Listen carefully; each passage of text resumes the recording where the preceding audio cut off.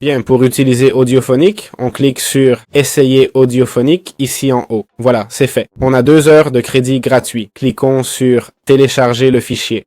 Choisissons un fichier. Je peux cliquer sur Télécharger et modifier. OK, Télécharger et modifier. On attend que le fichier se charge. Voilà, on a tous les réglages comme l'intro, d'accord? Si on veut ajouter une intro ou outro, pas ici. Le fichier contient déjà ce qu'il faut. Les métadonnées, si on veut changer quelque chose. Le titre est vide car c'est la date d'enregistrement par défaut, donc voilà. On peut le changer si on veut, d'accord? C'est pratique. Si je mets tuto rapide ici, on le verra. Je mets salut, ok? Je mets salut et tuto rapide, on verra après. Piste, album, album et piste, piste, ok? Ensuite, dans les métadonnées étendues, on peut ajouter plus d'infos comme tag, sous-titres, etc. On a les marqueurs, voilà. La sortie, le format de sortie, ok? Quel format de sortie on veut? Par exemple, peut-être un WAV en 24 bits, ok? La reconnaissance vocale, mais ça semble être que pour les abonnés. Ici, on a les algorithmes audio qu'on va utiliser, ok? On veut un niveau sonore, ok? Niveau et force du son. On veut peut-être augmenter le son ou le laisser tel quel, ok? Et appliquer un compresseur doux, ok? Le compresseur va compresser l'onde sonore. Bien sûr, si on monte à 120%, ça va augmenter le son, mais ça va aussi augmenter le bruit et le compresseur évite que ce bruit monte trop, non? Ensuite, on a le filtre qui serait une égalisation de la voix. L'égalisation de voix rend notre voix un peu plus nette et parfois plus chaleureuse selon la méthode, non? Ici, c'est automatique.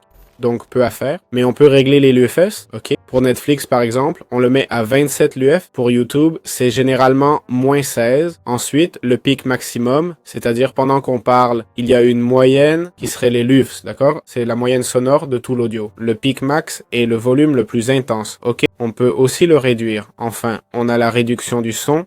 Du bruit, pardon. Ça peut être dynamique, garde-voix et musique, enlève le reste, ou on isole la parole comme on veut, non? On peut couper le son de 100 dB, tout quoi.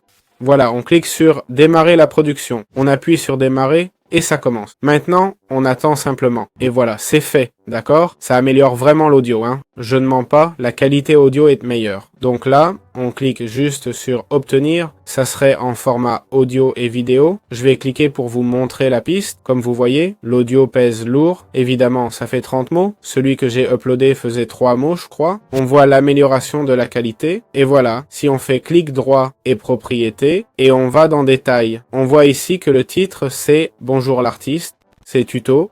En un clic, et voilà, c'est aussi simple que ça. Alors, comment supprimer le bruit de fond avec Naophonic? En gros, on clique ici pour enregistrer et on charge notre vidéo. Dans Algorithme ou pré-réglage, on choisit Voice Cleaner pour enlever les respirations ou la musique ou la garder. Chacun décide, lance le traitement et le filtre agit en conséquence. Comment utiliser Auphonic pour les podcasts?